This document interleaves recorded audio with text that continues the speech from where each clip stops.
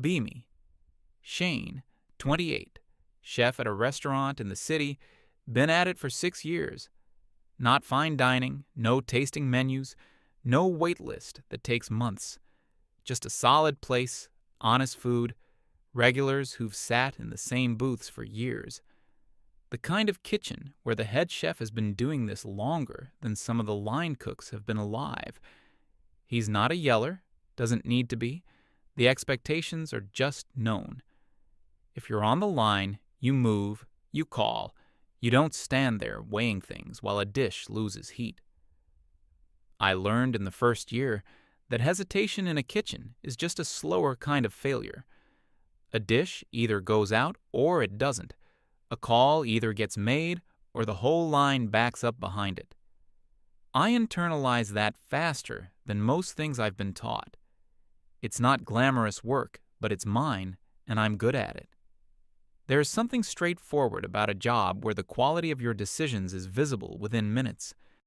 You don't have to wait for a review cycle to know if you got it right. Off the clock, I'm a different person, in the obvious ways.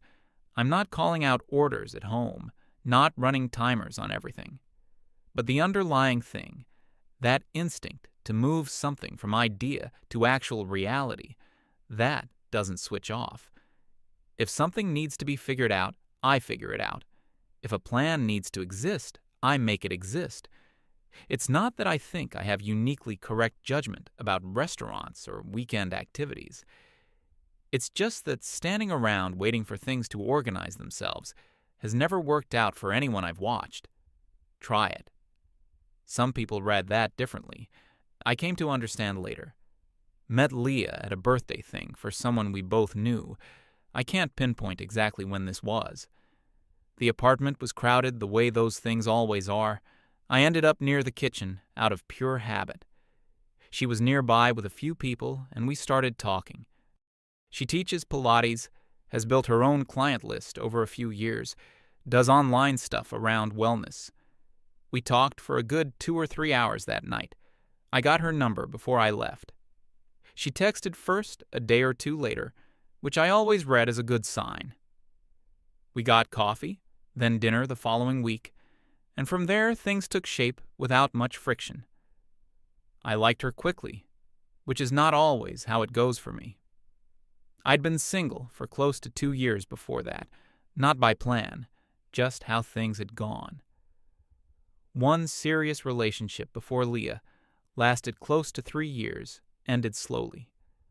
No dramatic incident, just a long and steady diminishing that taught me what it actually feels like to keep putting in effort after something has already decided to end.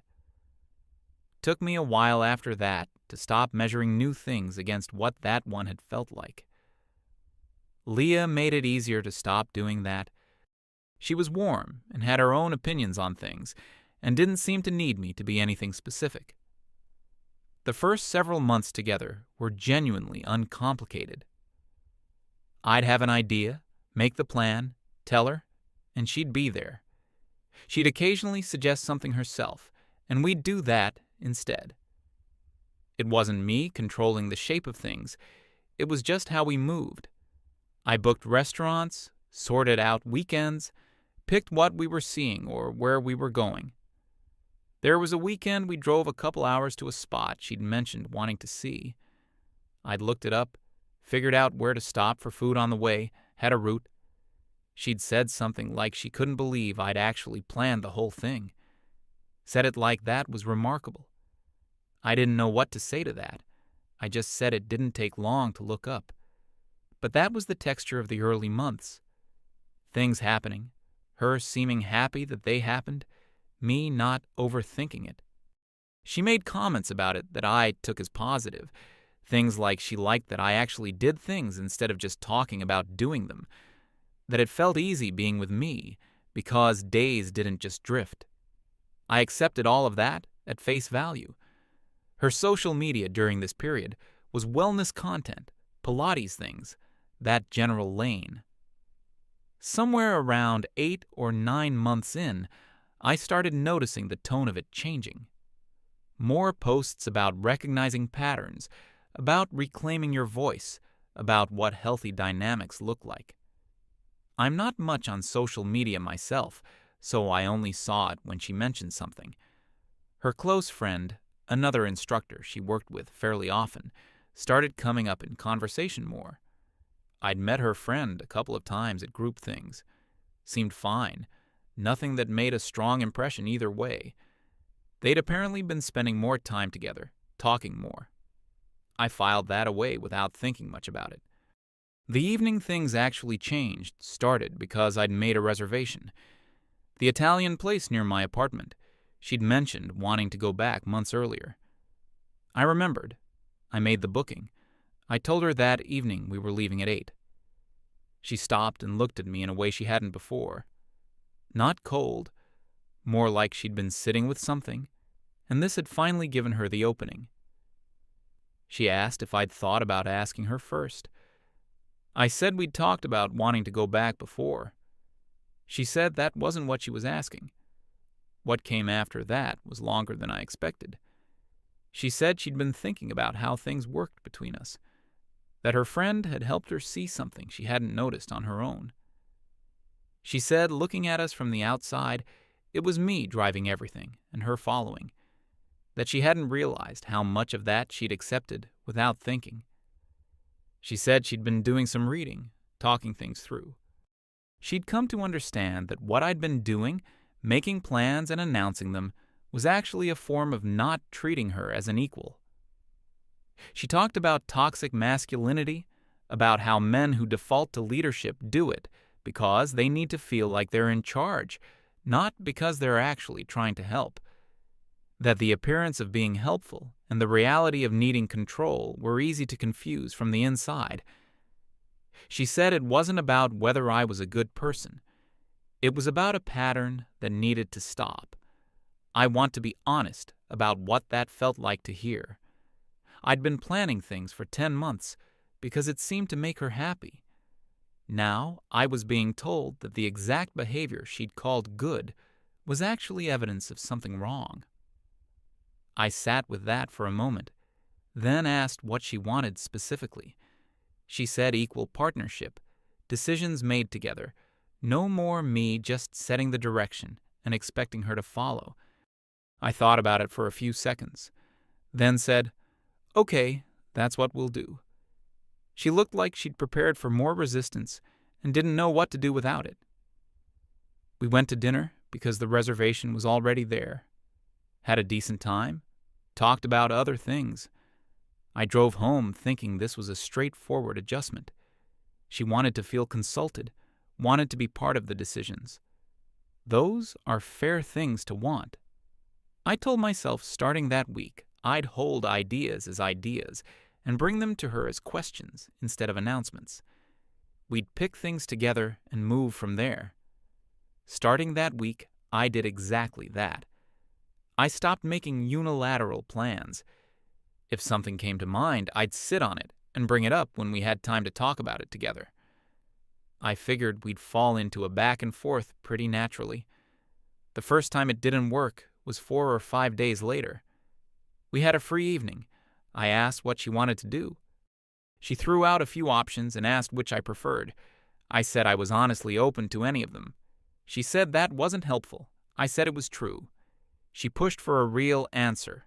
I gave one. She said she wasn't sure about that one. I said okay, then pick from the rest. She thought about it. Said she wasn't sure about those either. We stayed in.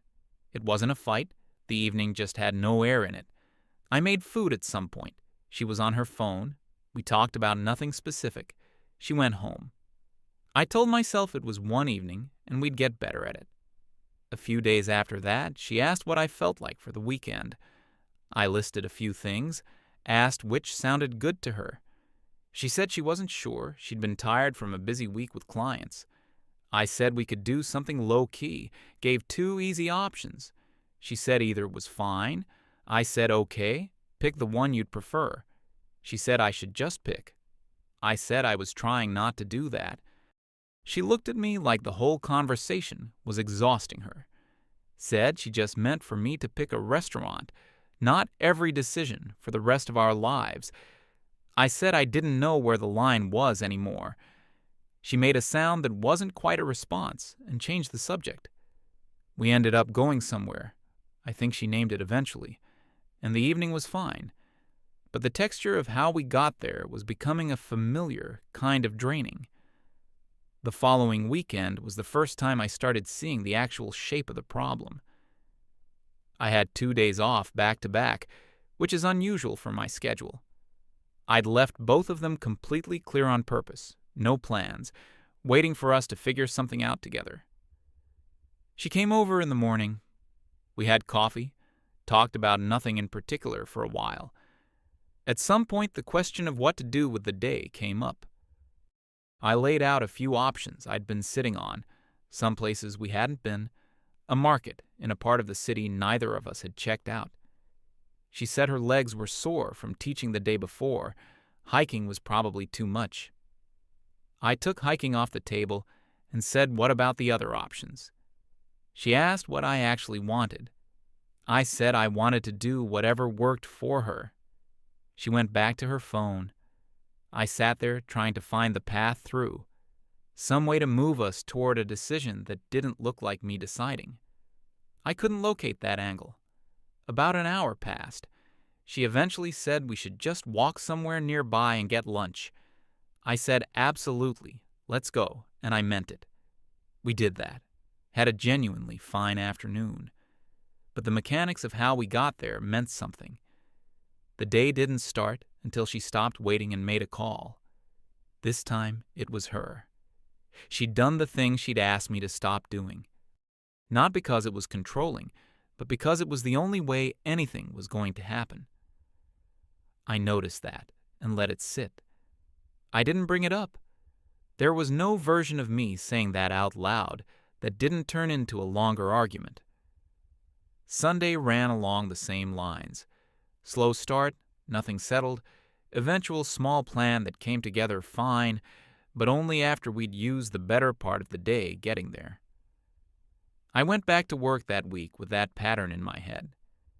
My coworker picked up that I was quieter than usual during a slower part of the service. He's been working alongside me for a few years and has a way of listening without jumping straight to advice. I gave him the short version. He let me get through it. Afterward, he said what I was describing sounded like a setup where neither option was actually available. Lead and it's control. Don't lead and nothing moves, and I'm still somehow the problem. I said that was roughly it from where I was standing. He asked how long I was planning to stay in that. I said I was still figuring it out. He said fair enough, and we got back to the line. I thought about that question for the rest of the shift. The answer I kept landing on was that I didn't know. Not because I was unhappy exactly, more because I was in a situation where I couldn't tell what winning looked like. What I did know was that I was good at my job, and my job required me to make calls constantly. I could run a kitchen line during a Saturday rush and keep everything moving without losing a dish. But I couldn't figure out how to get from a Wednesday evening to a Thursday without someone being unhappy about something. That gap felt strange to carry around. The weeks that followed were more of the same, but the pressure behind it kept building. Leah started saying I seemed distant. I said I was tired from work, which was partly true. She said it was more than that. She could feel something missing. I asked what presence looked like to her right now, given everything. She said making plans, initiating things, being the one who reached out. I pointed out that I'd been suggesting things, and she hadn't committed to any of them. She said that was because she wasn't always up for a lot. I said I wasn't always up for a lot either, and I still showed up with something. She didn't answer that directly. I let the quiet sit for a moment, and then changed the subject. There were a handful of evenings like that over the following weeks. She'd arrive carrying something she hadn't named yet. I'd spend part of the time trying to figure out what had tipped it. Sometimes I could identify it, something I hadn't initiated, a plan that hadn't existed. Sometimes I genuinely couldn't find the source, I stopped trying to read the room as precisely after a while. Not because I stopped caring, but because I couldn't fix something I couldn't locate.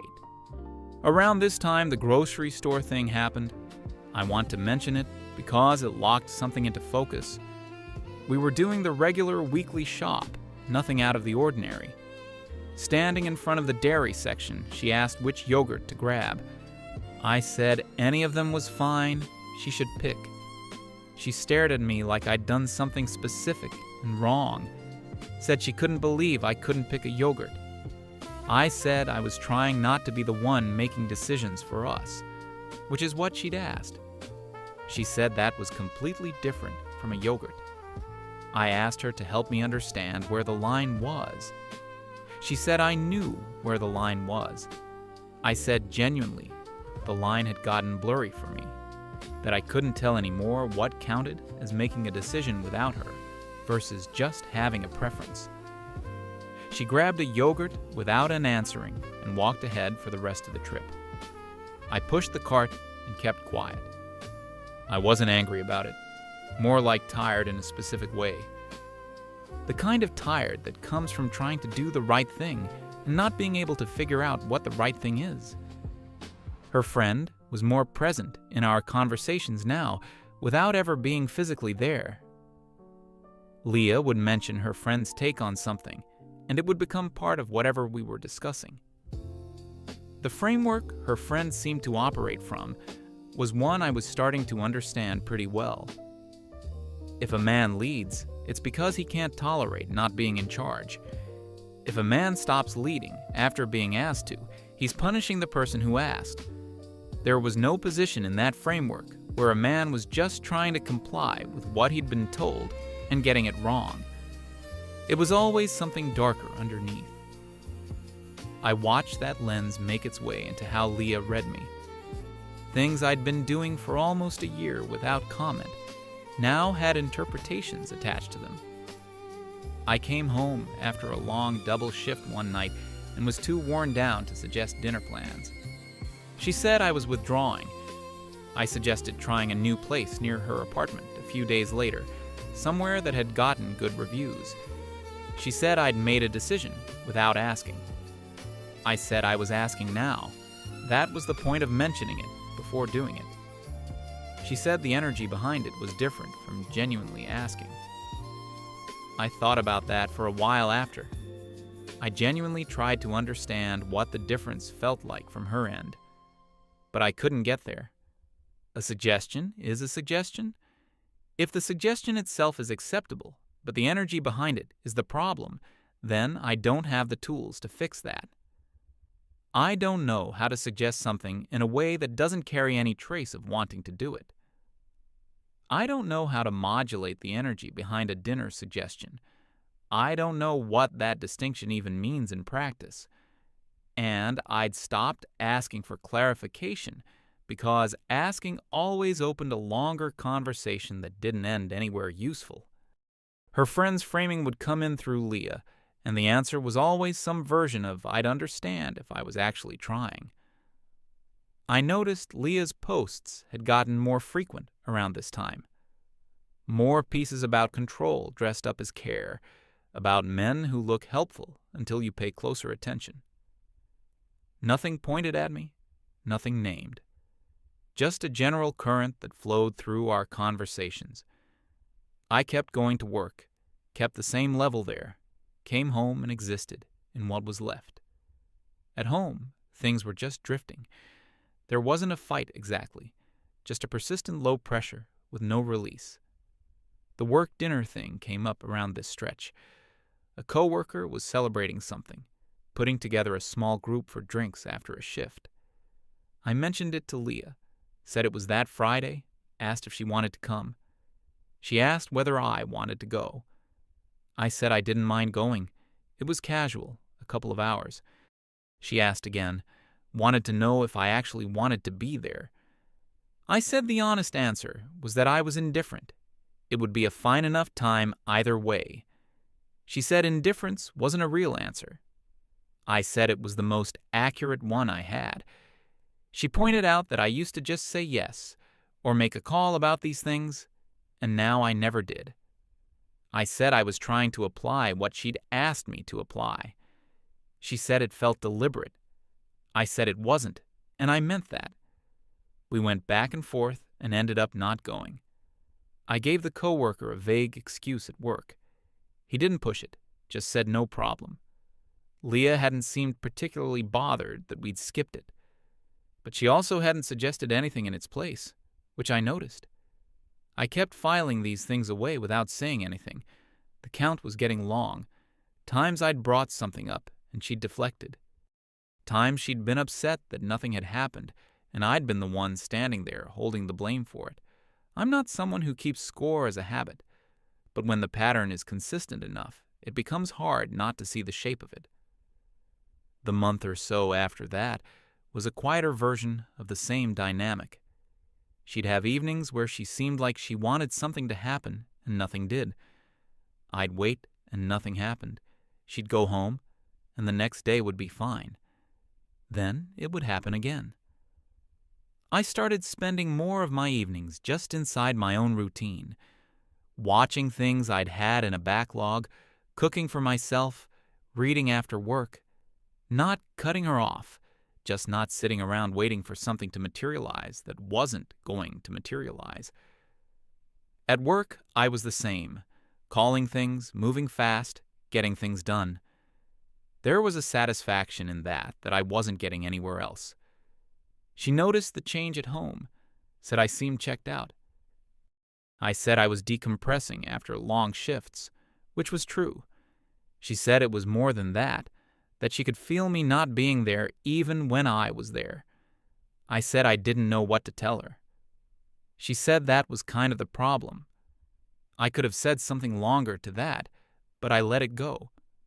There was a conversation sometime in there that was longer and more structured than the others. She came over with the look people get when they've been going over what they want to say for a while. She sat down and told me she'd been talking to her friend a lot, that her friend had helped her put words to something she'd been feeling. She said she'd been doing more reading about relationship patterns, about what toxic masculinity looks like when it's not obvious. Said the kind of man who always takes the lead does it because he needs to feel superior, whether he knows it or not. The behavior is the tell, regardless of what the person thinks their motive is. She said it wasn't about me being evil. It was about a learned pattern that caused harm regardless of intent. I listened to the whole thing. It took a while to get through. When she finished, I asked if she actually believed that was what I was doing. She said she didn't know, but the pattern was there regardless of motive. I asked her to describe what a healthy version of what we had would look like in practical terms. She said a partnership where both people felt empowered. I sat with that for a second. I said, what does empowered look like on a specific evening when one person asks the other what they want to do and they can't decide? She said both people contribute. I said we'd been trying that for weeks, and the result kept being that nothing happened. I said that seemed like the relevant data point, and I didn't know how to interpret it except to say the system wasn't working. She said I wasn't really trying. I was just waiting for her to fail. That one caught me off guard. I said I was waiting for one of us to actually make a move, which was the only thing I'd been waiting for. She said her friend had told her that the way I'd been behaving since she asked for change was textbook passive aggression. I asked what evidence her friend had for that specific read. She didn't have a specific answer. Said her friend understood these patterns very well. I said I wasn't being passive-aggressive. I was being exactly as compliant as I knew how to be with what she'd asked. That I didn't know how to be more compliant without just doing nothing at all. She said compliance wasn't the same as being a real partner. I said I was trying to figure out what a real partner looked like in a situation where the old behavior was wrong and the new behavior also seemed to be wrong. She didn't have a direct response to that, said she needed me to just try harder. I said I'd think about it. That was true. I would think about it. She seemed like that was enough for now, and we moved on. The weeks after that conversation were quiet in a way that was different from the tension before it. Not better exactly, more like we'd both found a lower gear. We saw each other, we talked, nothing blew up, but nothing was particularly warm either. I was still making the same small calculations every time we had a free evening. Check my instinct to just decide something, wait and see if she picks up the thread, watch the evening flatten out when neither happens. I stopped expecting it to feel different. The mountain trip had been sitting in the background through all of this. It had started as something I'd mentioned back when I was still the one who moved things from thought to plan. Driving up to a mountain area a few hours from the city, renting a place for a long weekend, getting out of the routine. She'd been enthusiastic about the idea when I first brought it up. I'd looked at some options quietly, checked a few cabins, thought about timing. Then the Italian restaurant conversation happened, and I stopped advancing it. I figured if she wanted to go, she'd pick up the thread. Over the weeks that followed, she mentioned it a few times. Said it would be nice to get away, that we still hadn't done that mountain thing. I'd say yes, it sounded good. Nothing would happen from either direction. Weeks passed. She mentioned it again. Same response from me, same outcome. I'd stopped counting the times we'd nodded at the idea without moving toward it. The window we'd loosely had in mind was closing in.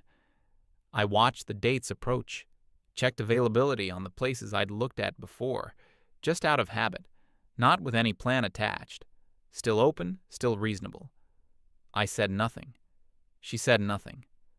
I want to be clear about what I was thinking during this stretch.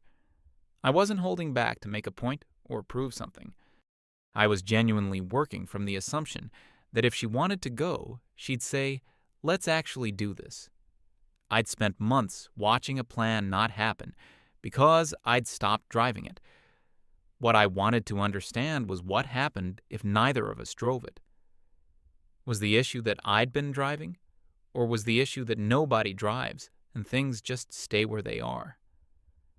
I didn't ask Leah this question directly. I already knew the conversation it would open. So I waited.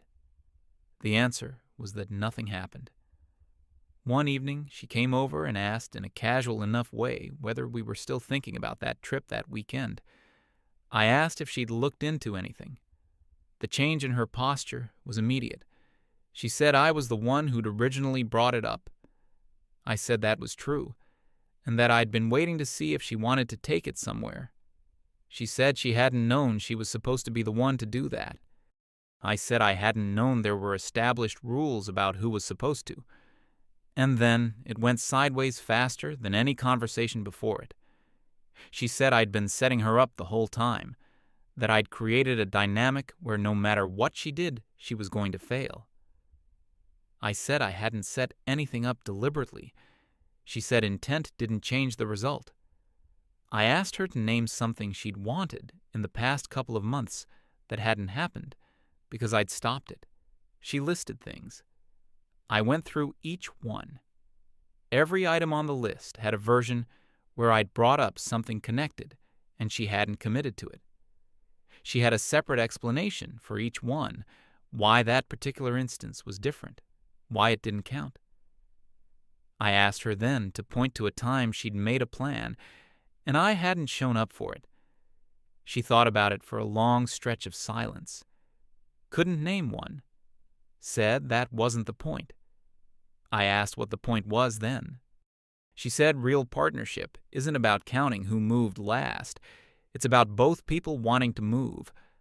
I said I agreed with that completely. I also said that for months I'd watched both of us wait for the other one to move first, and nothing had happened. And I was having trouble understanding how that was only my fault. She said I was the one who knew how to do it. I'd done it for a year. Stopping wasn't neutral. I said stopping was what she'd asked for. She said she hadn't asked me to stop caring. I said I hadn't stopped caring. I'd stopped making unilateral plans, which were not the same thing. We went back and forth on that for a while and didn't arrive anywhere. Then she took out her phone and called her friend, right there in the kitchen, on speaker, while I stood there. Her friend explained the concept of engaged initiative, the idea that a healthy partner moves toward things out of genuine care rather than out of a need to be in charge. That the difference between the two was visible if you knew what to look for. Her friend said my response to being asked for equality had followed a pattern she'd seen before, consistent with men who can't function in an equal relationship and use withdrawal as a way of reasserting that nothing happens without them. I asked for a concrete example of what engaged initiative looked like when you asked someone what they wanted and they couldn't decide. Her friend said I was being deflective. I said I was asking a specific question and would appreciate a specific answer. There was a pause on the line. Her friend said the demand for concrete examples was itself a deflection, a way of setting an impossible bar so I could justify doing nothing. I said I'd been trying to do what I was asked, and the problem seemed to be that what I was asked wasn't possible to execute.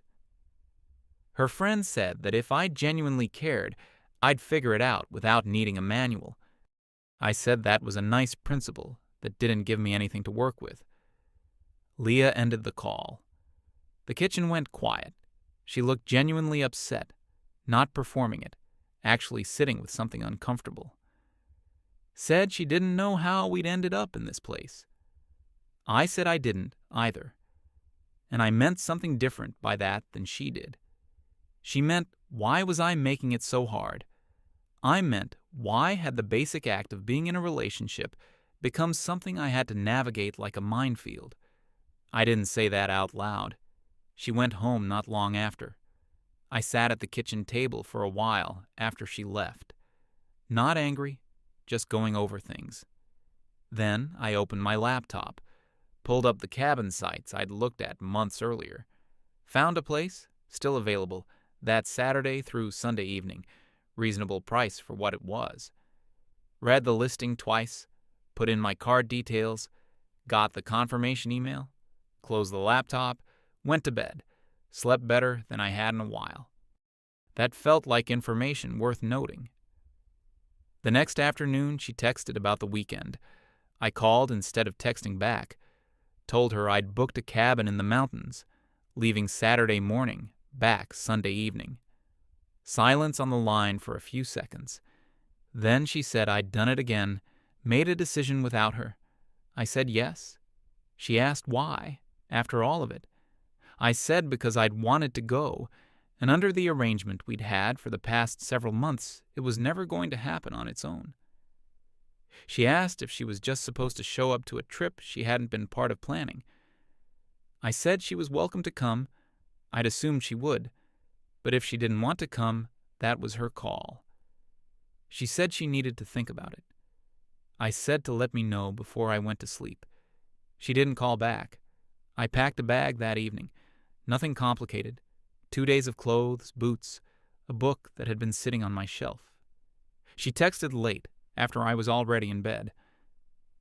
Asked if this was me giving up on us.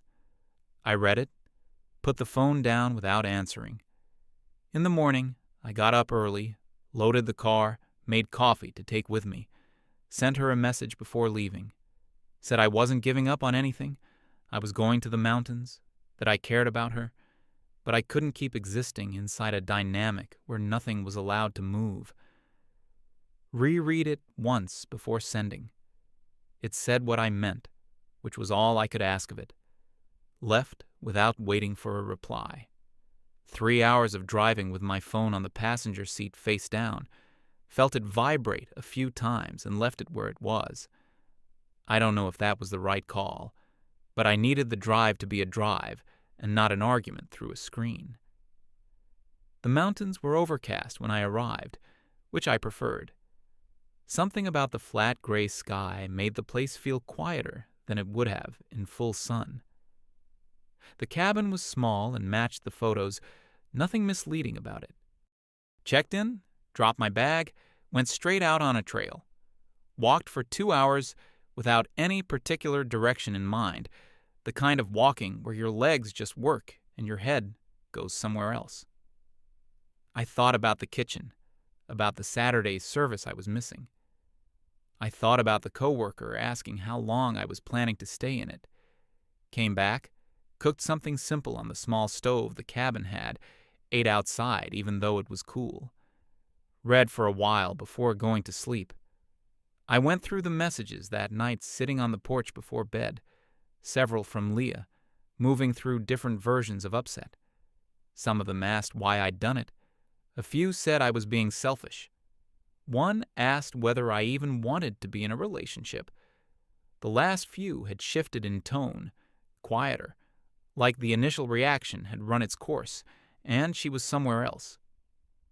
Her friend had sent something that Leah had forwarded through, a fairly long passage about men who use passivity as a tool, about how stepping back in response to being asked for equity was itself a form of control, a way of asserting that nothing moves without the man's participation. About how that behavior traced back to a kind of toxic masculinity that expressed itself through absence rather than action. I read it all the way through, thought about it for a while. The argument was internally consistent. If you start from the assumption that men step back only to reassert control, then everything I'd done for the past several months fit the theory. The problem is that the theory doesn't leave room for the possibility that I was just doing what I'd been asked. If every action is evidence and every inaction is also evidence, there's no behavior that disproves anything. I wasn't angry about the message, more tired of the same loop arriving in different packages. Set my phone on the nightstand, watched the dark outside for a while, then went to sleep. In the morning, I went out on a longer trail, the kind where you stop thinking about anything because the terrain requires attention. Came back to the cabin in the afternoon, drove home Sunday evening, stopped somewhere for food on the way, got back to my apartment, unpacked, got ready for the next morning. She came over 2 days later. The conversation was different from everything that had come before it. Not a fight, not two people holding their positions. She said she'd spent the weekend actually thinking instead of reacting, that when I'd left without her, without waiting, something had shifted for her. She said at first she'd been angry, that it had felt like exactly the thing she'd been talking about for months. But sitting with it longer, she'd started to notice something else. She said she'd realized she hadn't made a single plan the entire time we'd been doing the equal decision thing. Not one. That she'd been watching me for signs of control so closely that she'd stopped actually wanting things out loud. That she'd turned her own preferences off to keep the principle running. I said I'd noticed. She said she knew, and that it hadn't been fair to either of us.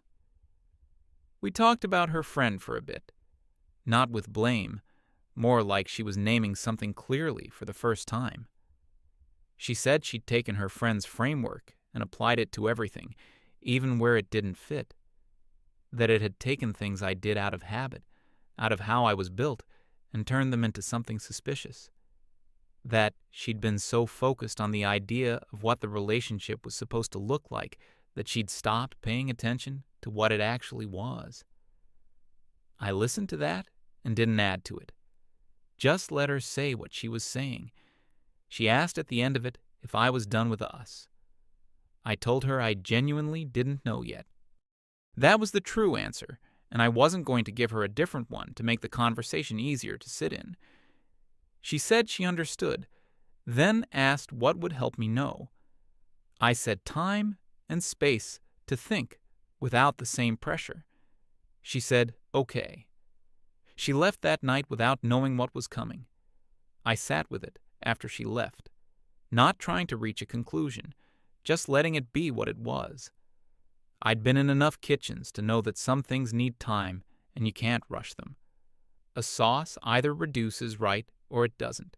Forcing the heat just ruins it. I don't know if this is something that reduces right. I still don't know entirely. What I know is that the shape we were in for those months isn't something I'm going back to. Where every move I made was evidence of something wrong underneath it. Where both of us stood still and waited for the other one to stop being a problem. If there's a version after this, it needs both people to actually move toward things. Not one person holding still and watching the other one for patterns. Not both people holding still and watching the days go by. Both people moving. That's the part I'm clear on. The rest, I'm still working out. Be me. Shane went to the mountains anyway. Figured out the opposite of control isn't paralysis.